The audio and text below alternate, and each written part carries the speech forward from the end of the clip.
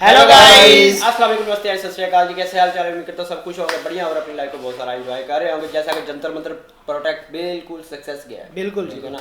और उन्होंने अपनी जो उनकी डिमांड थी ना, उनको फिलहाल जो है ना उन्होंने एक्सेप्ट करवा लिया है। तो वो जो उनका शिक्षा मंत्री है उसका उन्होंने इस्तीफा दवाया जी। इस्तीफा जो है उन्होंने आज का जो वीडियो है वो जो है नीतीश राजपूत का reality of Jantar Mantar protest. आखिर इसकी रियलिटी क्या है, आखिर ये क्यों हुआ सब कुछ, तो आज जानते हैं जी इन्हीं के ज़बान।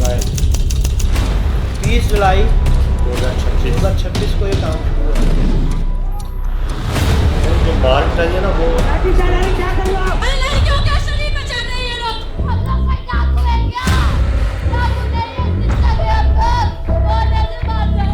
गुलामी के टाइम पे उन्होंने गोली मारी, हमने लाठी मारी। कांग्रेस जनता पार्टी। देखिए 6 जून 2026 को जब जंतर मंतर पे कॉकरोच जनता पार्टी का प्रोटेस्ट स्टार्ट हुआ तो इसके 22 दिन बाद 28 जून को सबसे बड़ा टर्निंग पॉइंट आता है जब सोनम वांगचुक इस प्रोटेस्ट को ज्वाइन करके हंगर स्ट्राइक स्टार्ट कर देते हैं। टर्निंग पॉइंट इसलिए क्योंकि नॉर्मल प्रोटेस्ट में जैसे जैसे दिन बढ़ते हैं, गर्मी बढ़ती है, लोगों को अपना काम वगैरह देखना होता है, तो टाइम के साथ साथ भीड़ कम होने लगती है और प्रोटेस्ट दब जाता है। गवर्नमेंट पे उतना प्रेशर नहीं पड़ता, ज्यादा कुछ होता है तो बिजली काट दो, पानी बंद कर दो, टॉयलेट हटा दो, भीड़ खुद परेशान होकर चली जाती है। लेकिन हंगर स्ट्राइक अगर बहुत ज्यादा दिन तक बढ़ जाए तो गवर्नमेंट पे इसका उल्टा असर होता है, ज्यादा प्रेशर बनता है। लोग जब एक आदमी को रोज मरने जैसी हालत में देखते हैं तो पब्लिक ओपिनियन गवर्नमेंट के खिलाफ हो जाता है और ये चीज गवर्नमेंट को कभी पसंद नहीं आती। और एग्जैक्टली यही चीज सोनम वांगचुक के केस में हुई। 12 जुलाई के बाद जब सोनम वांगचुक की हंगर स्ट्राइक ने 2 वीक क्रॉस किए थे तो बीजेपी गवर्नमेंट के ऊपर लोगों का प्रेशर बढ़ने लगा। गवर्नमेंट के सामने दिक्कत यह थी कि गवर्नमेंट वांगचुक को ऐसे छोड़ नहीं सकती थी। डे बाय डे लोगों की सिंपैथी वांगचुक के साथ जा रही थी और अगर गलती से भी उनको कुछ हो जाता तो एक अवार्ड विनिंग एक्टिविस्ट गवर्नमेंट की आंखों के सामने देश की राजधानी में भूखा मर गया, ये लाइन बीजेपी गवर्नमेंट का कभी पीछा नहीं छोड़ती। और अगर दूसरे ऑप्शन में पुलिस भेज के जबरदस्ती करके टेंट वगैरह हटा दिया जाता, सबको भगा दिया जाता, तो एक 60 साल का आदमी जो वायलेंस नहीं कर रहा है, शांति से लेटा हुआ है, उससे लोग गवर्नमेंट से और ज्यादा गुस्सा होते। और तीसरा ऑप्शन ये था कि धर्मेंद्र प्रधान को रेजिग्नेशन करवा दो, सब अपने आप बंद हो जाएगा। लेकिन उसमें भी दिक्कत ये थी कि बीजेपी गवर्नमेंट वीक दिखेगी। ऑपोजिशन में एक ऐसा मैसेज जाता कि अगर ढंग से प्रोटेस्ट करवा दिया तो इस गवर्नमेंट को कभी भी झुकाया जा सकता है। इनफैक्ट डिफेंस मिनिस्टर ने खुद कहा था कि ये एनडीए की सरकार है, यहां मंत्रियों के इस्तीफे नहीं होते। तो ये जो टाइम चल रहा था, इस टाइम पे इसी तरीके की जद्दोजहद चल रही थी। इन सारे ऑप्शन में से किसी एक ऑप्शन को चूज करने की बजाय प्रोटेस्ट के अंदर एक अलग चीज हो जाती है। होता क्या है कि 15 जुलाई को दिल्ली हाई कोर्ट में एक पीआईएल डाली जाती है कि वांगचुक जो है उनकी हालत बहुत खराब हो गई है, जान तक जाने का रिस्क है, उनको फोर्स फीडिंग करवाई जानी चाहिए ताकि उनकी जान बच सके। लेकिन इसमें अब ध्यान देने वाली बात यह है कि ये जो पीआईएल डाली थी, ना तो वांगचुक के किसी दोस्त ने डाली थी, ना फैमिली, ना सीजेपी ने, बल्कि एक प्राइवेट फर्म के एडवोकेट राकेश कुमार सैनी ने डाली, जिनका वांगचुक से दूर दूर तक कोई लेना देना नहीं था। और बस यहीं से सोशल मीडिया पे ट्वीट शुरू हो गए और ये क्लेम होने लगे कि पीआईएल बीजेपी ने करवाई है ताकि वांगचुक को हटाने का लीगल रास्ता देखा जाए। लेकिन ऑनलाइन प्रेजेंस जो थी उसमें इनका लिंक बीजेपी से कोई नहीं निकला। तो अब जब ये पीआईएल डली तो इसके अगले दिन 16 जुलाई को कोर्ट ने ऑर्डर दे दिया कि सोनम वांगचुक के केस में मेडिकल इंटरवेंशन की जरूरत है। लेकिन इस ऑर्डर में एक चीज याद रखिएगा कि इस ऑर्डर में कहीं भी फोर्स फीडिंग या वांगचुक को प्रोटेस्ट साइट से हटाने की बात नहीं कही गई थी। लेकिन जब ये ऑर्डर आया तो गोली की स्पीड से काम होना शुरू हो गया। सेम डे आरएमएल, सफदरजंग और लेडी हार्डिंग मेडिकल कॉलेज को सेलेक्ट करके आरएमएल को नोडल हॉस्पिटल बनाया गया और सुबह शाम वांगचुक की हेल्थ की मॉनिटरिंग स्टार्ट हो गई। अब देखिए ये तो वो काम था जो फाइल पे दिख रहा था, लेकिन सेम टाइम पे कुछ चीजें और हो रही थी जो फाइल पे नहीं थी। जब ये सारी चीजें चल रही थी तो इस टाइम पे दिल्ली के पुलिस कमिश्नर थे सतीश गोलचा और इनके नीचे जो डिपार्टमेंट था, ये जो पूरी सिचुएशन चल रही थी इसको लेके कुछ तैयारी कर रहे थे। अब वो तैयारी क्या कर रहे थे ये अभी बाहर नहीं आया, लेकिन तैयारी चल रही थी और इसी से रिलेटेड कुछ डिटेल जो थी वो डिपार्टमेंट से लीक हो गई। अब इसके अगले ही दिन 17 जुलाई को यूनियन होम मिनिस्ट्री ने सतीश गोलचा को हटा के उनकी जगह आईबी के स्पेशल डायरेक्टर अनुराग कपूर को दिल्ली पुलिस कमिश्नर बनाया गया। सतीश गोलचा जो थे उनका टेन्योर 2027 तक था। एक कमिश्नर को ऐसे बीच में हटाया जाना ये नॉर्मल चीज नहीं है। इस इंसिडेंट से आप इस पूरी सिचुएशन की इमरजेंसी समझ सकते हो। आम आदमी पार्टी के संजय सिंह ने डायरेक्ट एलिगेशन लगा दिया कि ये सब वांगचुक को अरेस्ट करवाने के लिए किया जा रहा है। अब देखिए 16 जुलाई को कोर्ट का ऑर्डर आया, 17 तारीख को दिन में सतीश गोलचा को हटा के अनुराग कुमार को पुलिस कमिश्नर बनाया गया। मतलब कि कुछ घंटे पहले अनुराग कुमार आईबी में थे। इनकी पूरी जिंदगी इस तरीके के सीक्रेट प्लान बनाने में गुजरी और कमिश्नर बनने के कुछ ही घंटों बाद यानी कि 17 जुलाई को रात को इन्होंने जितने भी न्यू दिल्ली डिस्ट्रिक्ट के स्पेशल कमिश्नर ऑफ पुलिस थे इन सबको एक मीटिंग के लिए बुलाया और इसी मीटिंग में सोनम वांगचुक को जंतर मंतर से उठाने का प्लान बना। अब यहां पे क्वेश्चन ये है कि ये जो प्लान था ये आखिर था क्या।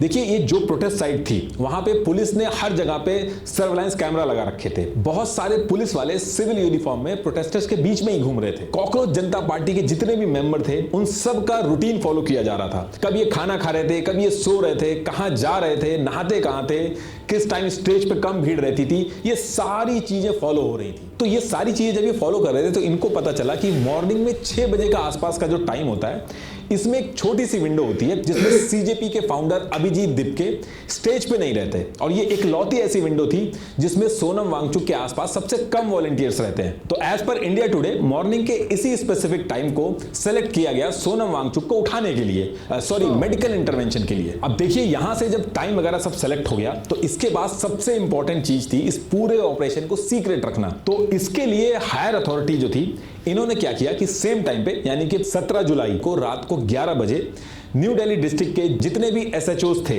उनके पास एक मैसेज भेजा कि 20 तारीख से पार्लियामेंट का सेशन शुरू हो रहा है। तो इसके लिए आप सब लोग अपने साथ 10-10 पुलिस वाले लेके मॉर्निंग में 3 बजे पार्लियामेंट स्ट्रीट थाना जो है वहां पे पहुंच जाना। और जब ये मैसेज डाला गया 11 बजे के करीब ये मैसेज डाला गया था, इन्हीं सबके बीच में 1 घंटे बाद 12:03 पे प्रोटेस्ट साइट से सोनम वांगचुक ने भी एक वीडियो अपलोड कर दी जिसमें उन्होंने कहा कि 20 जुलाई को सब लोगों को इकट्ठा होकर पार्लियामेंट की तरफ मार्च करना है। तो अब इसके कुछ ही देर बाद 3 बजने वाले थे और जैसे ही मॉर्निंग में 3 बजते तो उस समय 18 जुलाई हो चुकी थी।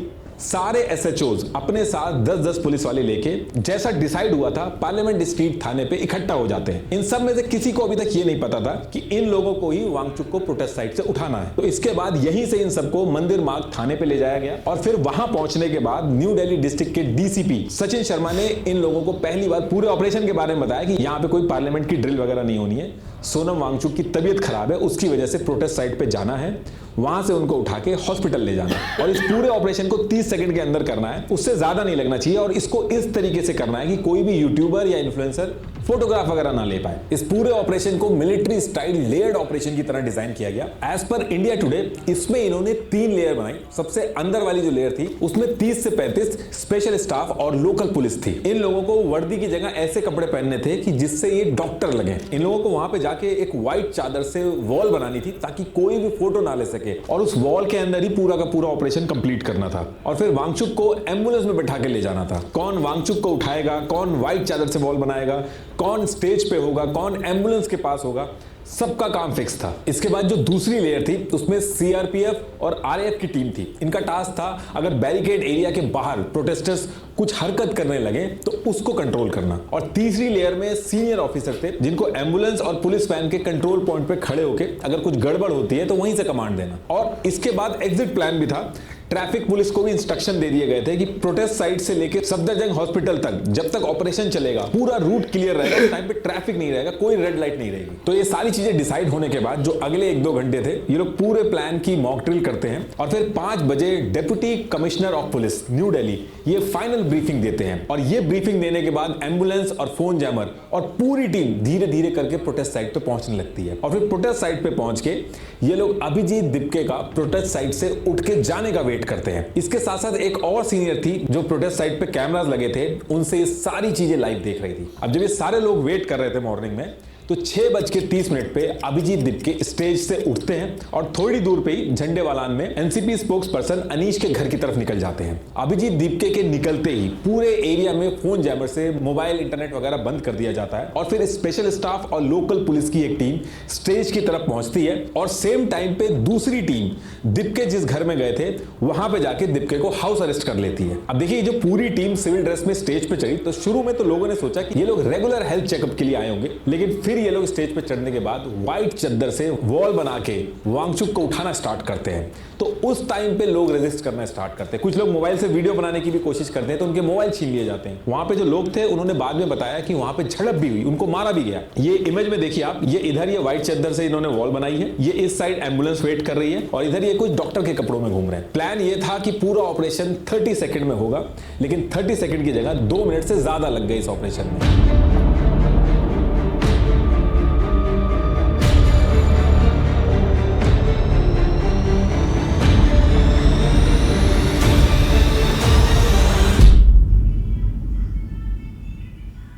और फिर उसके बाद 7:40 पे ये लोग सोनम वांगचुक को सफदरजंग हॉस्पिटल के इमरजेंसी ब्लॉक के 8th फ्लोर में शिफ्ट कर देते हैं। और शिफ्ट होने के बाद दूसरी तरफ जो अभिजीत दीपके को हाउस अरेस्ट किया था उसको भी छोड़ देते हैं। इसके बाद 10 फुट का बैरिकेड लगाया जाता है प्रोटेस्ट साइट के ऊपर और इलेक्ट्रिसिटी की सप्लाई जो थी वो काट दी जाती है। इनफैक्ट अगले 1 घंटे तक मोबाइल नेटवर्क बंद रखा जाता है। सीजेपी प्रोटेस्ट के साथ थोड़ी दूर पे ऑल इंडिया स्टूडेंट्स एसोसिएशन आयसा के नेहा, अमीन और मनीष ये भी प्रोटेस्ट पे बैठे थे। यहां भी एक पुलिस की टीम भेजी जाती है, लेकिन तब तक इन लोगों को पता चल चुका था कि ये आम कपड़ों में पुलिस वाले ही हैं। तो इन लोगों ने ह्यूमन चेन बना के उन लोगों को ले जाने से रोक दिया। अब सोनम वांगचुक सफदरजंग हॉस्पिटल में थे, उसी हॉस्पिटल में इनकी वाइफ भी पहुंचती हैं और पहुंचने के बाद उनको सोनम वांगचुक का पोटेशियम लेवल जो था 2.9 बताया जाता है। अब क्वेश्चन ये है कि ये जो 2.9 पोटेशियम लेवल है ये नंबर इंपॉर्टेंट क्यों है? देखिए, पोटेशियम बहुत ज्यादा गिर जाना दिल के लिए बहुत ज्यादा खतरनाक होता है। मतलब कि इस सिचुएशन में ये वो नंबर हो गया था जो डिसाइड करने वाला था जो मरीज है वो हॉस्पिटल में रखना जरूरी है या नहीं। लेकिन ये नंबर देख के वांगचुक की जो वाइफ थी उन्होंने कहा कि कल यानी कि 17 जुलाई को 4:16 पे पोटेशियम लेवल जो था वो 4.3 नॉर्मल रेंज में था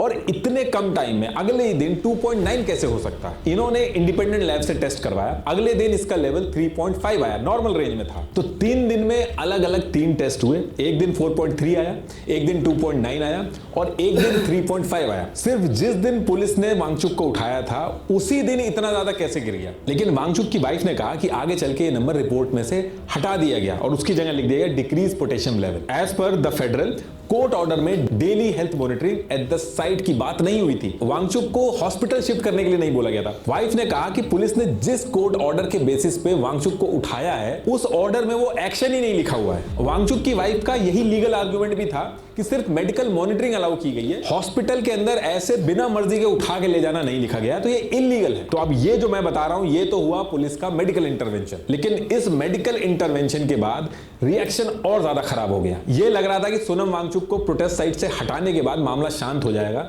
लेकिन इसका उल्टा इफेक्ट हुआ और ज्यादा बढ़ गया ये मामला, क्योंकि इसके बाद जंतर मंतर पे भीड़ 3 से 4 गुना और बढ़ गई और इसके अगले दिन 19 जुलाई को सबसे बड़ा ट्रिगर पॉइंट बना सफदरजंग हॉस्पिटल से वांगचुक का एक हैंड रिटन नोट जो उनकी वाइफ के थ्रू बाहर आया और फिर ट्विटर पे पोस्ट हुआ। ये उसकी कॉपी है। इसमें अगर आप नीचे देखोगे तो उन्होंने खुद लिख रखा है from my illegal detention at Safdarjung. इस लेटर में वांगचुक ने प्रोटेस्टर्स को बोला कल यानी कि 20 जुलाई को इंडिया की सेकेंड फ्रीडम मूवमेंट है, पार्लियामेंट तक मार्च करो और इसे बड़ी सक्सेस बनाओ। तो कहने का मतलब है कि अब इस पर्टिकुलर पॉइंट से बहुत ही कम टाइम बचा था पार्लियामेंट मार्च शुरू होने में। 20 जुलाई को मॉर्निंग में 9 बजे का टाइम फिक्स कर दिया गया था मार्च के लिए। अब यहां से हर तरफ एक ही बात चलने लगी कि 20 जुलाई को पार्लियामेंट मार्च करनी है। सीजेपी की जो सोशल मीडिया प्रेजेंस है वो बहुत ज्यादा है, बीजेपी और कांग्रेस से भी ज्यादा है। खाली गूगल फॉर्म के थ्रू इन लोगों ने 3.5 लाख साइन अप करवा लिए थे। 24/7 यूट्यूबर और इन्फ्लुएंसर प्रोटेस्ट साइट से डायरेक्ट वीडियो बना बनाकर सबको मार्च पे आने के लिए बुला रहे थे। हर रील, हर मीम, हर पोस्ट पे बस यही चल रहा था कि 20 जुलाई यानी कि कल 9 बजे पार्लियामेंट पे मार्च करनी है। और सीजेपी जो थी ये अकेले प्रोटेस्ट नहीं कर रही थी, students federation of India, all India students association, all India students federation, ये भी इनके साथ मिलकर प्रोटेस्ट कर रहे थे। जब वांगचुक हंगर स्ट्राइक पे थे तो ऑल इंडिया स्टूडेंट्स के 6 और स्टूडेंट भी स्ट्राइक पे थे। और इन लोगों की सबसे बड़ी पावर थी इनका कैंपस नेटवर्क, ये बहुत स्ट्रॉन्ग था। डीयू, जेएनयू, जामिया, हर कैंपस में इनके यूनिट, इनके लीडर, व्हाट्सएप ग्रुप, स्टूडेंट्स को मोबिलाइज करने का रेडीमेड स्ट्रक्चर इनके पास पहले से ही था। तो इन्होंने भी अपनी सारी मशीनरी यूज करके स्टूडेंट्स को पार्लियामेंट मार्च में पहुंचने के लिए कहा। इसके साथ 23 लाख लोगों ने नीट का एग्जाम दिया था। 23 लाख बच्चे मतलब 23 लाख परिवार। 1 करोड़ से ज्यादा लोग थे। इसका आधा % भी बहुत होता है। इंडिया के अलग अलग स्टेट से ये लोग भी दिल्ली की तरफ मार्च करने पहुंचने लगे। और इसके साथ साथ ऑपोजिशन पार्टी जितनी थी, इन लोगों का खुद का कैडर बहुत बड़ा है, इन लोगों की खुद की स्टूडेंट विंग्स है, तो इन्होंने इनको भी बुला लिया। प्रोटेस्ट अभी अगले दिन होना था, लेकिन 19 जुलाई की रात से ही भीड़ बहुत ज्यादा बढ़ गई। टाइम्स मैगजीन ने कहा 20,000 प्रोटेस्टर थे, द कैरावन ने कहा 50,000 थे। अब एक्चुअल कितने थे ये तो नहीं पता था, लेकिन इतनी छोटी सी जगह में ये बहुत बड़ा नंबर हो गया था। अब मार्च तो अगले दिन होना था, लेकिन 19 जुलाई को ही जब इस तरीके से भीड़ बढ़ने लगी तो पुलिस को समझ में आ गया कि यहां से सिचुएशन खराब हो सकती है। पुलिस ने 19 जुलाई को शाम को 7:23 पे पब्लिक एडवाइजरी इशू कर दी। इसमें इन्होंने ये कहा कि देखो, इतने सारे लोग ये जो पार्लियामेंट की तरफ मार्च करने के लिए इकट्ठा हो रहे हैं, उसकी कोई भी परमिशन नहीं है। अगर कोई ये करेगा तो ये एक अनऑथराइज्ड मार्च होगा। लेकिन उसके बाद भी भीड़ कुछ भी नहीं मान रही थी। और फिर दिल्ली पुलिस ने क्या किया कि इन्होंने BNSS की धारा 163 लगा दी। मतलब कि एक जगह पे 5 या फिर 5 से ज्यादा लोग इकट्ठा नहीं हो सकते,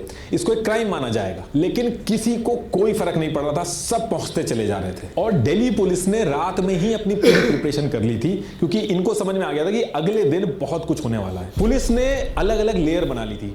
दिल्ली के बॉर्डर पे इंटर टीम लगाकर चारों तरफ से बॉर्डर को सील कर दिया था, ताकि जो भी प्रोटेस्ट के लिए आए उसको वहीं पे रोक दिया जाए। रात में ही बॉर्डर पे सारी गाड़ियां वगैरह चेकिंग हो रही थी। अब देखिए, जो भी कुछ होना था वो न्यू दिल्ली डिस्ट्रिक्ट के अंदर ही होना था। तो इसके बाद इन्होंने एक security layer new Delhi district का जो पूरा बॉर्डर है उस पे भी लगा दी, और पूरे न्यू दिल्ली डिस्ट्रिक्ट को 15 सिक्योरिटी जोन में बांट दिया, और हर जोन पे स्पेशल कमिश्नर, जॉइंट कमिश्नर और DCP को लगा दिया। इनका एक ही काम था कि प्रोटेस्टर्स पार्लियामेंट तक ना पहुंचे। और जो थर्ड सिक्योरिटी लेयर थी, जो सबसे अंदर थी, जंतर मंतर वाली, जहां पे एक्चुअल प्रोटेस्ट चल रहा था इतने दिन से, यहां पे 3 लेयर पुलिस की चारों तरफ से लगा दी। ये पुलिस का ये जो पूरा चक्रव्यूह बनाया गया था, हर लेयर पर स्पेशल ब्रांच और इंटेलिजेंस एजेंसी को हर थोड़ी देर में ब्रीफिंग दी जा रही थी कि कितने लोग इकट्ठे हो रहे हैं और कहां पे इकट्ठे हो रहे हैं। और रियल टाइम डेटा के बेसिस पे जहां पे भीड़ ज्यादा हो रही थी, पुलिस का मोबिलाइजेशन बैक टू बैक वहीं पे करना शुरू कर दिया गया था। ये सारी चीजें करने के बाद भी भीड़ नहीं रुक रही थी, तो मोबाइल इंटरनेट सर्विस भी बंद कर दी गई इस एरिया के अंदर, और न्यू दिल्ली डिस्ट्रिक्ट के सारे हॉस्पिटल्स को अलर्ट पे डाल दिया गया। लेकिन जब सिग्नल जैमर्स की वजह से मोबाइल बंद हो गए थे, तो एज पर the Print and the Tribune, तो प्रोटेस्टर्स ने ब्रायर और बिटचैट नाम के ऑफलाइन ब्लूटूथ मैसेजिंग एप्स का यूज करना स्टार्ट कर दिया। इन ऐप की खासियत ये है कि ब्लूटूथ के थ्रू ये बिना मोबाइल नंबर, बिना इंटरनेट के काम करते हैं। और इस टेक्नोलॉजी की खासियत ये है कि जितनी घनी भीड़ होगी, नेटवर्क उतना स्ट्रांग होगा। तो ये इंफॉर्मेशन पुलिस के पास भी पहुंच गई कि कुछ लोग इस तरीके के ऐप यूज कर रहे हैं। जैसे ही पता चला, होम मिनिस्ट्री की साइबर क्राइम कोऑर्डिनेशन सेंटर ने गिटहब को ऑर्डर भेजा कि अगले 3 घंटे के अंदर बिटचैट का कोड हटा दो। जैक डॉर्सी जो है, जिसका बिटचैट है इस समय, उसने उस कोड को हटाने से भी मना कर दिया, और पूरा जो ऑर्डर था जो इंडियन गवर्नमेंट का, उसने इसको उठा के पब्लिकली पोस्ट कर दिया। तो इससे और ज्यादा क्रिटिसिज्म होने लगा। चेहरा देख के पहचाना जा सके कि कौन है, पुलिस ने AI powered facial recognition network AFRS Jantar Mantar पे अलग अलग जगह पे इंस्टॉल कर दिए, ताकि कैमरे में फेस देख के जो भी प्रोटेस्टर है उसकी सारी डिटेल निकल जाए।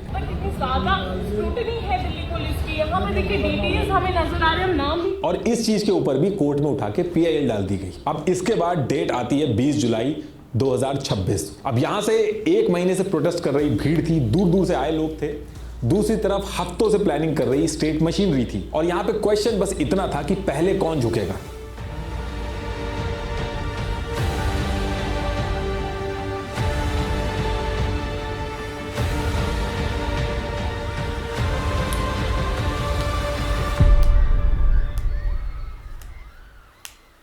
अब इसी टाइम पे जंतर मंतर पे एक पत्थरों से भरा हुआ ट्रक खड़ा हुआ मिलता है। अब दिल्ली के बीचों बीच हर तरफ जहां पे पुलिस की बैरिकेडिंग लगी हुई है, पत्थरों के साथ ये ट्रक पहुंचा कैसे? इस पे CJP ने एलिगेशन लगाए कि पत्थरबाजी के केस में फंसाने के लिए पुलिस ने ये किया है। ये जो ट्रक था, इसका नंबर था HR63E6865। जब इसकी इंक्वायरी की गई तो पता चला कि ये ट्रक 4 दिन पहले 16 जुलाई को एक केस के अंदर दिल्ली पुलिस ने सीज किया था। ये उस FIR की कॉपी है। और सीज करने के बाद इस ट्रक को पार्लियामेंट स्ट्रीट थाना जो था वहां पे पहुंचा दिया गया था। तो अब यहाँ पे क्वेश्चन ये है कि जो पुलिस का ट्रक जो कि सीज हो चुका था, वो वहां तक पहुंचा कैसे? प्रोटेस्टर्स जो थे, उनका प्लान ये था कि 9 बजे ये सारे लोग जंतर मंतर पे इकट्ठा होंगे, और फिर वहां से ये लोग प्रेसिडेंट द्रौपदी मुर्मू जी के नाम एक लेटर लिख के पार्लियामेंट के गेट नंबर 38 तक जाएंगे, और ये लेटर प्रेसिडेंट को देके वापस आएंगे। तो सारी चीजें सेट थी। मॉर्निंग में ये लोग, सोनम वांगचुक की जो वाइफ थी वो हॉस्पिटल में थी, तो उनका वेट कर रहे थे कि वो हॉस्पिटल से जब आएंगी तो CJP के फाउंडर अभिजीत दीपके उनके साथ मिलके पूरे मार्च को लीड करेंगे। लेकिन वांगचुक की जो वाइफ थी, उनको आने में लेट होता जा रहा था, और जितना लेट हो रहा था उतनी भीड़ बढ़ती चली जा रही थी और भीड़ का जो प्रेशर पॉइंट था वो 2 जगह से मेनली ट्रिगर हो रहा था। अलग अलग जगह था लेकिन मेन 2 जगह थी। एक तो जंतर मंतर था, दूसरा मेट्रो स्टेशन था। तो पहला पॉइंट तो जंतर मंतर था। जंतर मंतर में पुलिस ने क्या किया था कि सारे जो एग्जिट थे उनको सील कर दिया था और एक गेट खोला था और जो प्रोटेस्टर आ रहे थे उनको एंट्री दे दी जा रही थी, लेकिन बाहर निकलना अलाउ नहीं किया गया। मतलब कि जंतर मंतर पे रहो, पार्लियामेंट की तरफ नहीं जाने देंगे। और ये जो आइडिया था ये पुलिस को एक तरह से उस टाइम पे बैकफायर भी कर गया, क्योंकि इस पूरे कॉन्सेप्ट में भीड़ बढ़ तो सकती थी जंतर मंतर पे, लेकिन घट नहीं सकती थी। तो ये वाला जो पॉइंट था ये प्रेशर कुकर की तरह बनने लगा, जो अब बस थोड़ी देर में फटने वाला था। तो एक तो ये जंतर मंतर वाला जो पॉइंट था ये था।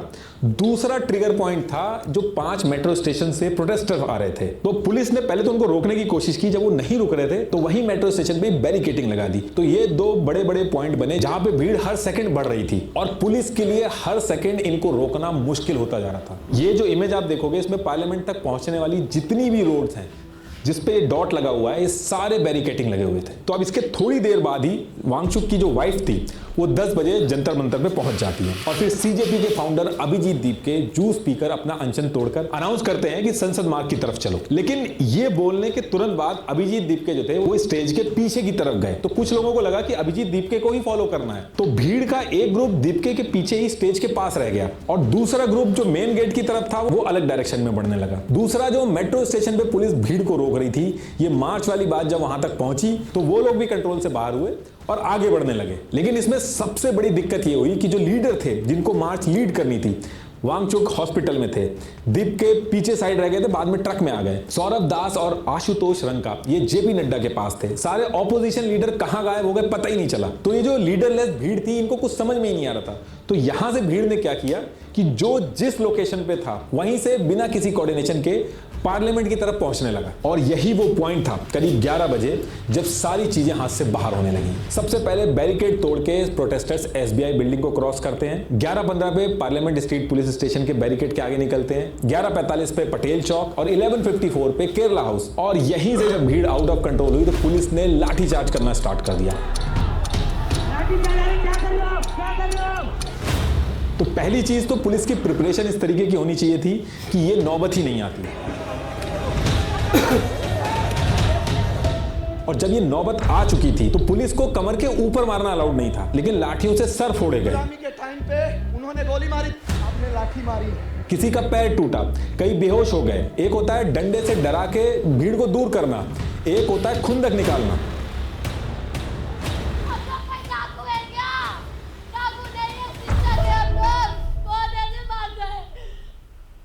बैठे हुए प्रोटेस्टर्स के बीच में ही टीयर गैस के गोले छोड़ दिए।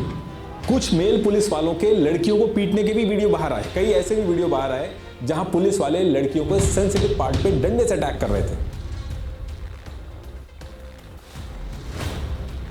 और कुछ लोग सिविल ड्रेस में भी मार रहे थे। क्यों मार रहे थे, कौन थे लोग, कुछ पता नहीं चला। और ये सारी चीजें करने के बाद भी पुलिस बैरिकेडिंग सबको हटा के जो प्रोटेस्टर्स थे संसद से 700 मीटर दूर अशोक रोड और संसद मार्ग के इंटरसेक्शन तक पहुंच गए थे। इनको रोक तो लिया गया लेकिन हर तरफ क्योस हो गया, हर तरफ लाठी डंडे यही सब दिखाई दे रहे थे। कनॉट प्लेस के आउटर सर्किल एक बैटल जोन की तरह बन चुका था। ये वो टाइम था जब पुलिस वालों के ऊपर भी हमले होने लगे।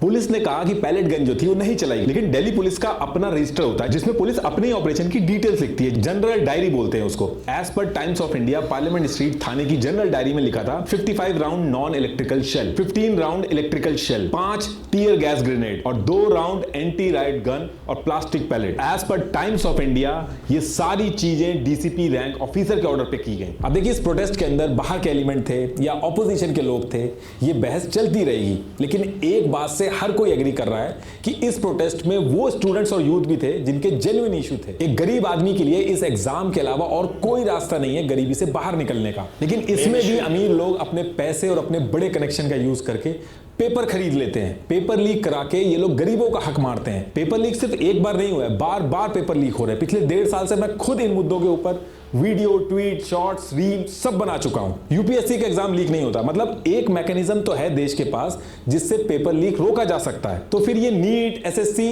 इन सब में क्यों पेपर लीक हो रहे हैं? ये कैपेबिलिटी की कमी नहीं है, ये नीयत की कमी है। नेग्लिजेंसी है। गवर्नमेंट अगर चाहे तो ये अगले दिन ही बंद हो जाएगा, बस इंटेंट की बात है। और पेपर लीक होना कोई छोटी मोटी बात नहीं है। एक नीट पेपर लीक से री एग्जाम, स्टूडेंट के ट्रेवल, कोचिंग टाइम, इन सबको अगर मिला दो तो देश का लगभग 2000 से 5000 करोड़ तक का नुकसान हो सकता है। आप कोई भी सर्वे करवा लीजिए, स्टूडेंट्स फ्रस्ट्रेटेड हैं और इनकी कोई बहुत ज्यादा बड़ी डिमांड नहीं है। इनका सिर्फ इतना कहना है कि हमारी जो मेहनत है उसका बस इंसाफ दे दो। लेकिन बदले में इनको क्या मिल रहा है? लाठियां, आंसू गैस, वो बर्ताव जो शायद किसी क्रिमिनल के साथ भी ना किया जाए। और अगर उसमें बाहर के एलिमेंट घुस भी गए हैं तो गवर्नमेंट के पास उस लेवल की कैपेबिलिटी होनी चाहिए कि वो ना घुस पाए, वरना ऐसे तो किसी जेन्युइन कंसर्न के लिए भी कोई प्रोटेस्ट नहीं कर पाएगा। देखिए ये हेडलाइन जो है ये निपट जाएंगी, ये हैशटैग उतर जाएंगे, ये जो वीडियो बना रहा हूं ये भी पुरानी हो जाएगी, सब भूल जाएंगे। लेकिन वो बच्चा जिसका पैर टूटा, वो लड़कियां जिनके साथ बदसलूकी हुई, वो हमेशा याद रखेंगी कि सरकार के दरवाजे पे उनके साथ पुलिस ने क्या किया। वो पुलिस जिसका काम था उनको प्रोटेक्ट करना।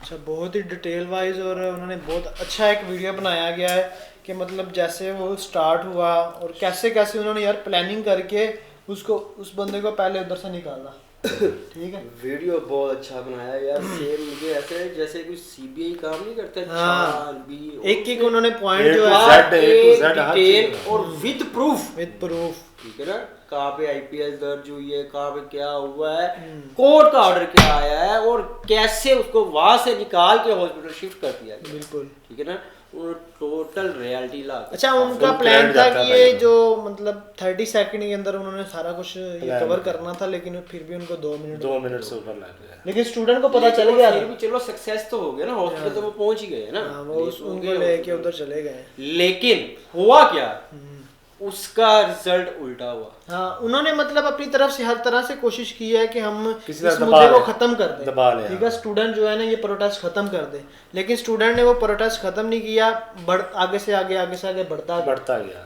सोचने वाली बात ये है, सोनम वांगचुक प्रोटेस्ट में है।